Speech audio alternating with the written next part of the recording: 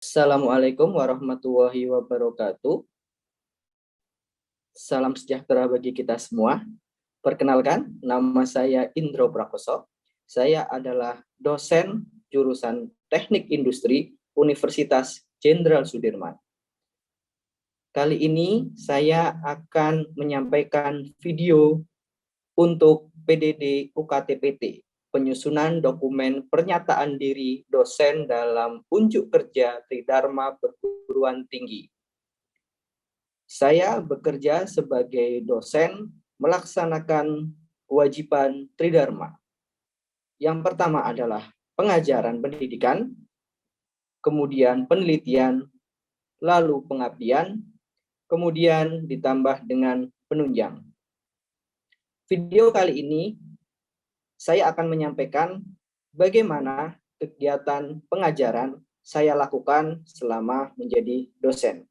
Dalam penjelasan video ini, saya akan menjelaskan beberapa aspek ketika menjalankan kegiatan pengajaran.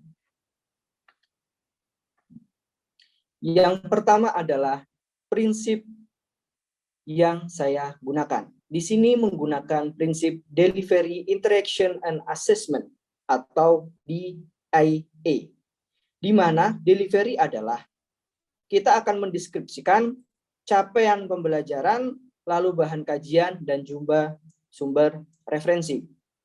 Kemudian di sini ada interaction, di sini adalah proses perkuliahan dan interaksi dengan mahasiswa. Lalu ada assessment, yaitu pengukuran pencapaian kompetensi dan evaluasi. Kegiatan ini akan saya jelaskan secara berurutan. Pertama adalah deskripsi dari mata kuliah yang akan saya sampaikan. Mata kuliahnya adalah proses manufaktur dengan SKS berjumlah 3 SKS dan berada di semester 2. Dengan kode mata kuliah TKI 211204. Pada perkuliahan proses manufaktur ini, saya melaksanakan perkuliahan bersama dengan partner atau kegiatan tim teaching, di mana saya sendiri sebagai pengajar, kemudian tim teaching dengan kolega saya, yaitu Bapak Dr. Ing Sugeng Waluyo, STMSC.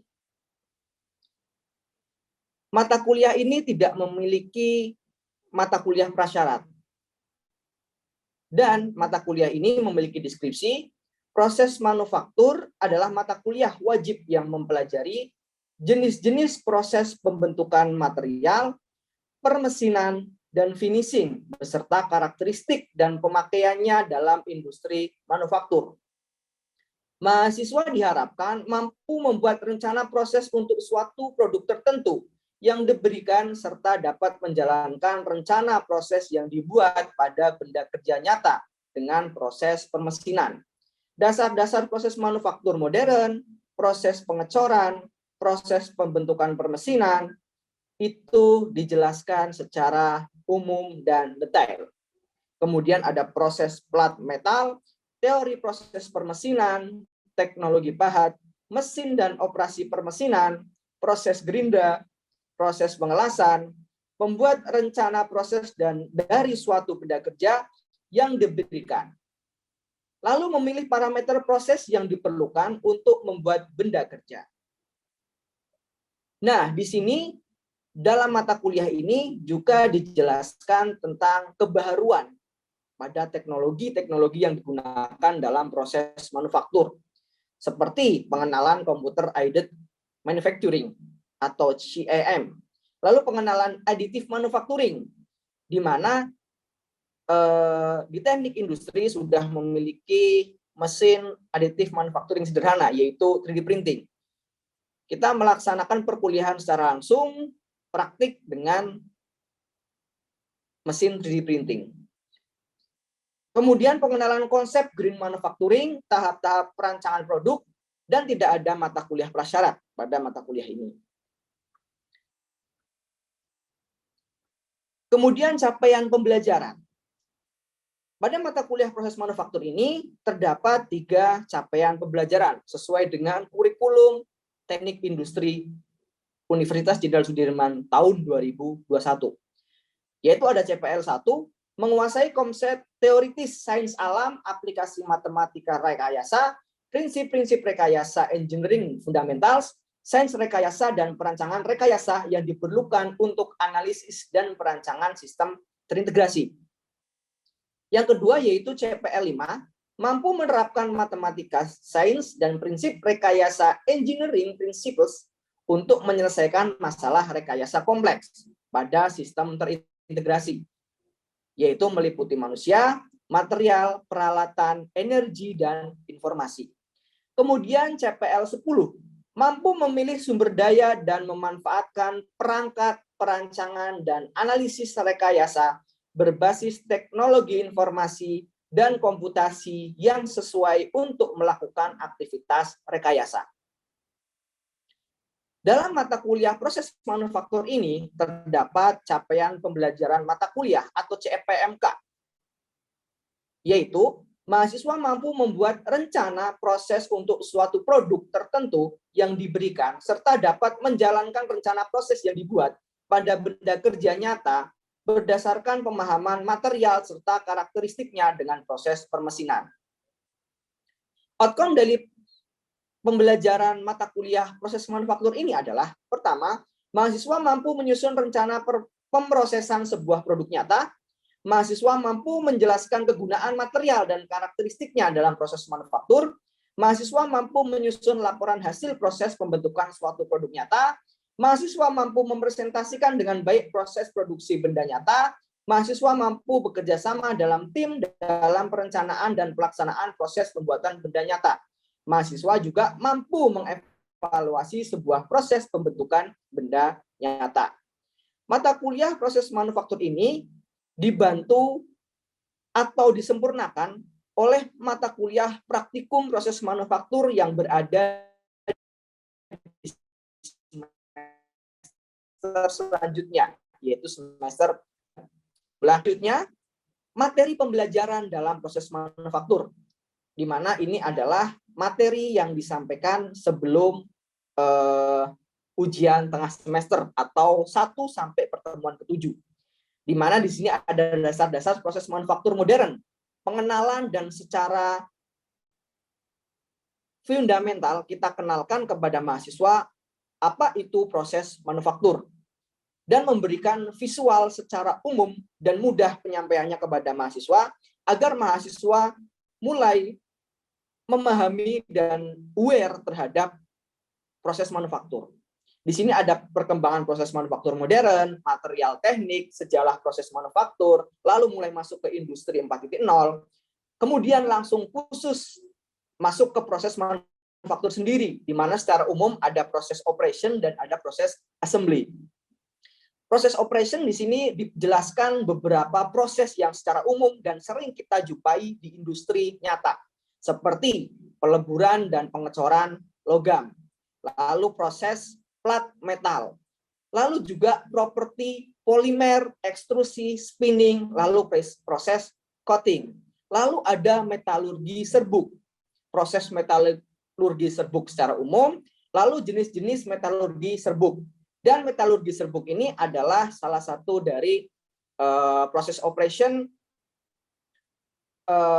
compacting, pemadatan.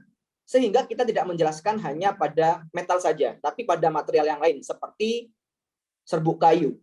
Lalu proses pembentukan plastik, injection molding, compression molding, blow molding. Lalu proses pembentukan metal, ada metal forming, perilaku metal pada proses pembentukan, friksi dan lubrikasi. Lalu kita mengenalkan dice and press, lalu pengenalan teknologi manufaktur modern, additive manufacturing, green manufacturing, dan pengenalan 3D printing. Pertemuan 9 sampai dengan pertemuan ke-15 atau kegiatan setelah UTS, proses pembelajaran materinya adalah teori permesinan secara umum dan pengenalan kepada mahasiswa terkait proses manufacturing, yang mana khusus tentang teori permesinan. Yang dibahas adalah teori proses permesinan, teknologi permesinan, lalu ada teknologi pahat, umur pahat, material pahat, lalu ada geometri pahat. Dan yang paling penting adalah proses-proses yang dilaksanakan pada mesin-mesin yang secara umum sering kita jumpai di industri, yaitu churning, drilling, milling, machining center, otomasi, permesinan modern, ada computer aided manufacturing, enterprise resource planning, lalu ada juga computer numerical control atau CNC. Ada juga proses gerinda, lalu ada pengelasan, lalu ada proses abrasif lainnya. Lalu mechanical dan para permanent joining. Lalu ada pada materi yang disampaikan terkait dengan analisis dan evaluasi, yaitu pertimbangan desain dan ekonomi proses permesinan, kualitas permesinan, kemampuan proses, kemudian masuk ke dalam alat bantu dalam pemrosesan manufaktur, alat ukur, dan jenis-jenis alat bantu dan ukur pada proses manufaktur. Selanjutnya sumber referensi. Ada beberapa sumber referensi yang kami gunakan, seperti Michael P. Groover tahun 2010 tentang Fundamentals of Modern Manufacturing and Material, Process, and System for Edition. Lalu ada Pandey-PC, Modern Manufacturing Process. Lalu ada Hugh G.A., Advanced Methods of Machining. Lalu ada Skye John A., Introduction to Manufacturing Process. Buku dari McGraw-Hill Book Co. Nah, di sini selanjutnya kita akan membahas tentang sistem pembelajaran yang saya gunakan. Yaitu ada offline, tatap muka di kelas, berinteraksi langsung dengan mahasiswa di kelas. Lalu ada online, yaitu sinkronus, video tatap muka atau video conference, lalu asinkronus, yaitu menggunakan LSM milik Universitas Jenderal Sudirman, yaitu LDIRU, atau e-learning, dan kemudian grup WA. Metode pembelajaran. Bentuk perkuliahan mahasiswa. Mahasiswa wajib melakukan tanya jawab. Begitu juga dengan dosen atau saya akan memberikan rangsangan kepada mahasiswa agar mereka berpendapat atau menyampaikan pendapat tentang apa yang mereka ketahui dari informasi yang mereka dapatkan dari luar kelas. Sehingga pengayaan informasi di kelas tidak hanya dari dosen, tapi dari mahasiswa itu sendiri. Lalu mahasiswa di sini diberikan kesempatan untuk presentasi.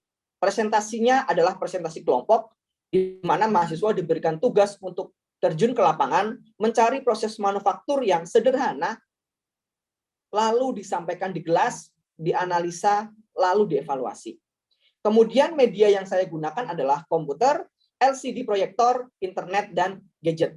Lalu e-learning LMS, yaitu ldiru.unsud.ac.id, di mana absensi, peletakan materi, lalu pengumpulan tugas, kita lakukan secara terpadu lewat LMS LDIRU ini. Interaksi dosen dan mahasiswa, aktivitas di kelas, kemudian ada tanya jawab, lalu diskusi atau dosen melemparkan pendapat dari mahasiswa, memancing mahasiswa menyampaikan pendapat dan informasi yang dia dapatkan dari luar kelas, sehingga informasi di kelas lebih kaya. Lalu studi lapangan, di sini mahasiswa diberikan tugas kelompok untuk terjun ke lapangan langsung mencari informasi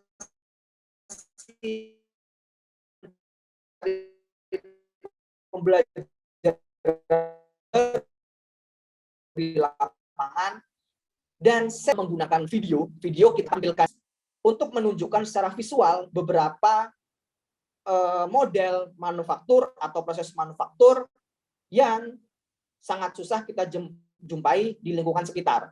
sehingga memerlukan media visual video untuk menyampaikan hal-hal tersebut.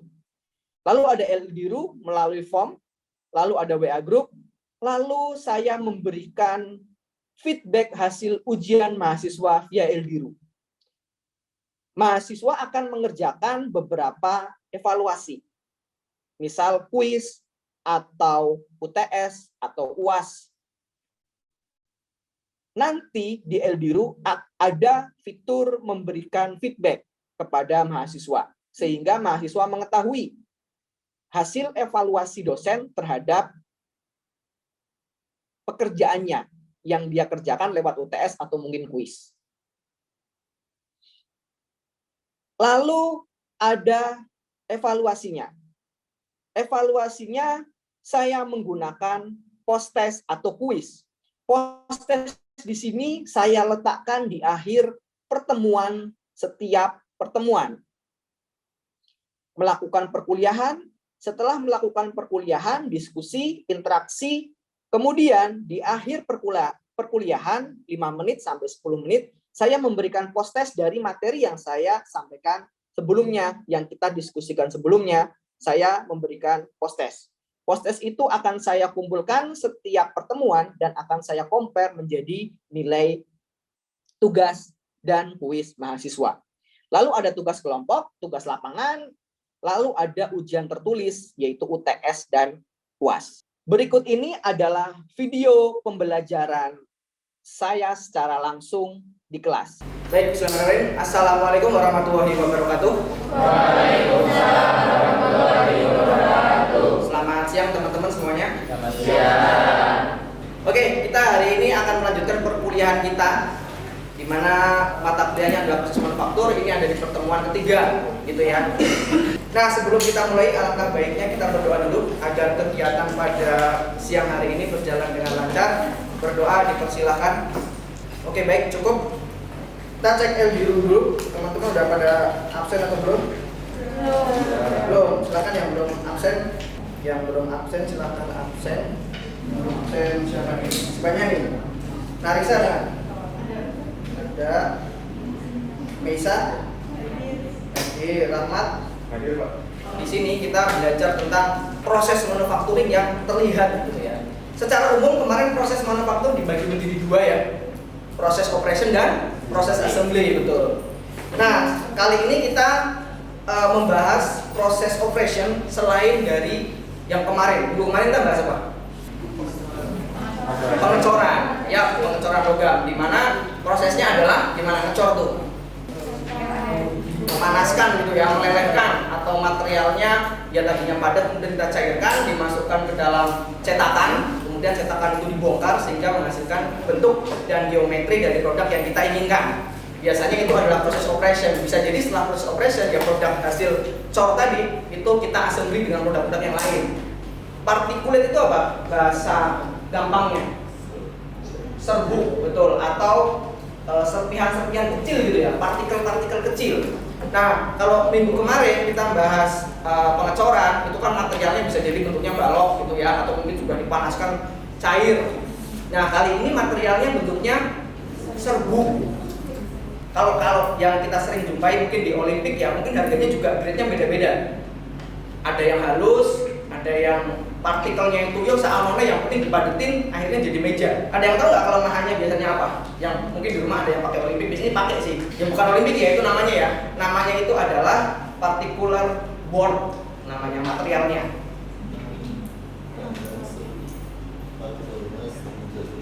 Sering jatuh-jatuh ya, betul, karena mungkin proses assembly-nya itu mungkin kurang bagus dan lain sebagainya bisa.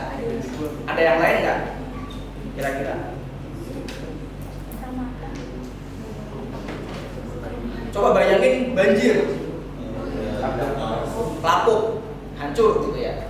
Teman-teman tahu nggak di Jepang itu ada rumah makan kayak kafe, tapi di dalam pabrik pengolahan sampah. Ada yang tahu nggak? Jadi bentuknya rumah makannya kayak gini ya. Ini semua kaca semua. Nanti teman-teman makannya di pinggir kaca situ, di bawahnya lagi ngolah sampah. Tapi itu bersih sekali, bersih banget. Jadi teman-teman makan sambil melihat popok lagi diadu-adu. Beneran, coba nanti mungkin dicek ya, nonton di YouTube atau di mana coba. Nah, sejarah nih. Nah, ini kita penting ya belajar sejarah dulu lah sedikit tentang particulate process. Perkembangan bidang metalurgi serbuk modern telah ada sejak tahun 1800-an ya, sudah cukup lama, tapi ya nggak lama-lama banget, bisa dianggap ini masih muda lah. Kemudian teknologi modern tidak hanya mencakup produk komponen tapi juga persiapan serbuk. Nah, ini teman-teman. Ini menurut saya penting banget. Selain mencangkup produksi komponen, tapi juga persiapan. Gimana logikanya? Sebelum saya membuat ini tadi yang atas ini lah. Sebelum saya buat ini, apa yang saya harus lakukan atau harus kayak treatment kan ke serbuknya? Oh, kejauhan itu, malah udah jadi produk nanti. Coba bayangin ada orang ngecor apa namanya ini? Ngecor bangunan. Biasanya pakai pasir kan? Pasirnya diapain dulu? Wah, itu dia.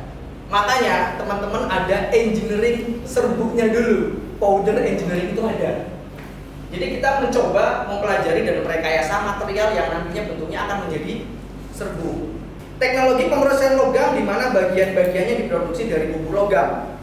Di sini kalau kita lihat di gambarnya ya, ada metal alloy powders, kemudian di blending mechanical alloy. Blending itu apa? Dicampurkan, kemudian di die compacting ya. Di die compacting tadi apa? Compacting itu pemadatan ya. Lalu ada sintering. Nah, ini nanti kita akan bahas juga sintering. Lalu ada perform, lalu inspection, lalu menjadi produk akhir. Yang menjadi ciri khas dari proses manufaktur pasti ada proses inspeksinya. Kemarin juga kita bahas itu kan, nggak mungkin akan bisa bagus menjadi suatu produk akhir kalau nggak kita cek ya. Jadi langsung bagus gitu. Cuman tetap harus ada quality kontrolnya. Nah, gambar ini, alur ini itu adalah proses metalurgi serbuk secara umum. Nah, teman-teman bisa lihat di situ ya. Itu adalah serbuk, contoh serbuk silver teman-teman.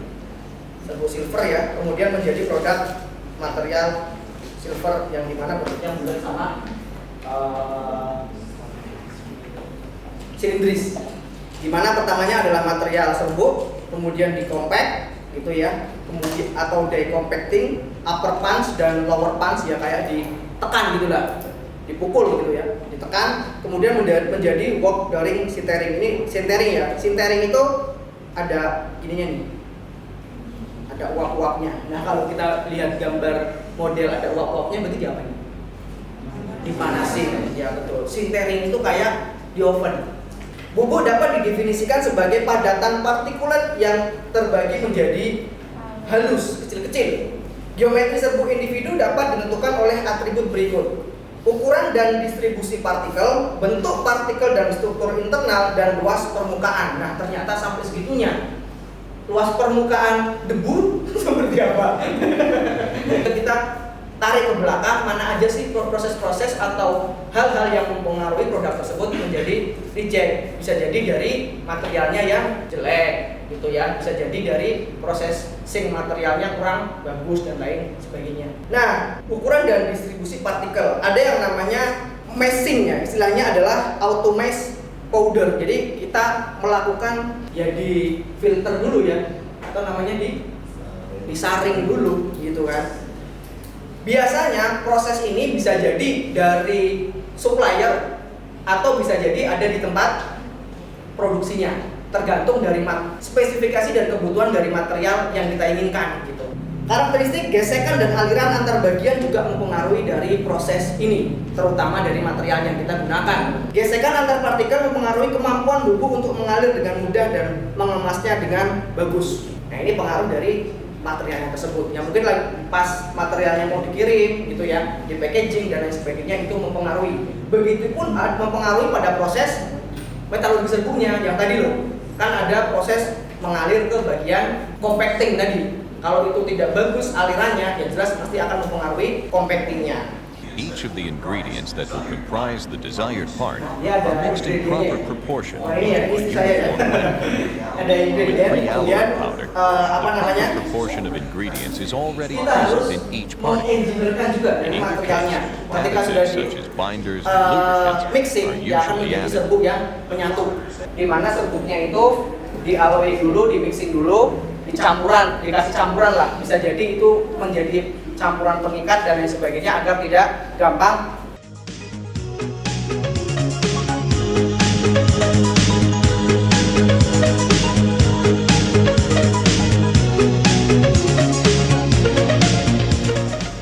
Dari waxing zone, sintering zone, dan cooling zone. Di waxing itu ya kadang-kadang diberikan waxing zone masuk ke zona panas, kemudian cooling zone. Itu cukup penting proses ini ya, bukan cukup penting, malah sangat penting sekali karena akhirnya satu komponen partikel dengan yang lain itu saling. Coba dibayangkan kira-kira kelemahannya apa dari materialnya yang bentuknya serbuk atau yang udah cair gitu ya, kemudian baru kita padatkan. Antara dua itu kelebihan dan keunggulannya apa kira-kira? Kalau pakai solidification proses, pakai pengecoran, kira-kira apa? Keunggulannya apa? Gimana? Partikelnya lebih nyatu. Lebih menyatu, berarti lebih compact ya, lebih compact dibandingkan dengan partikulit. Ya bisa jadi iya, bisa jadi enggak juga. Tapi ya harusnya iya, karena dia udah cair banget tuh dibandingkan dengan yang tadinya masih padat ditempelin lalu dicairin, lalu kemudian dipadatin lagi. Mesin compactingnya mungkin bisa, tapi agak susah. Bayangin aja kalau solidification gampang nggak? Ya lebih gampang, tinggal kita bikin cetakannya, moldingnya aja. Dia kan nanti mengalir mengikuti rongga-rongga tersebut. Kalau ini kan susah, dia kan dipadatin gitu ya. Madetinya bentuknya kayak gimana ya? Agak susah kita bikin mesin compactingnya itu berbeda satu sama lain, itu kan cukup repot. Akan lebih mudah bikin molding berbagai macam bentuk daripada bikin mesin compacting berbagai macam bentuk. Jadi proses finishingnya akan lebih banyak pada di proses solidification. Kira-kira ada pertanyaan nggak? Karena dari tadi kita ngomongin materialnya metal terus. Kira-kira ada pertanyaan nggak?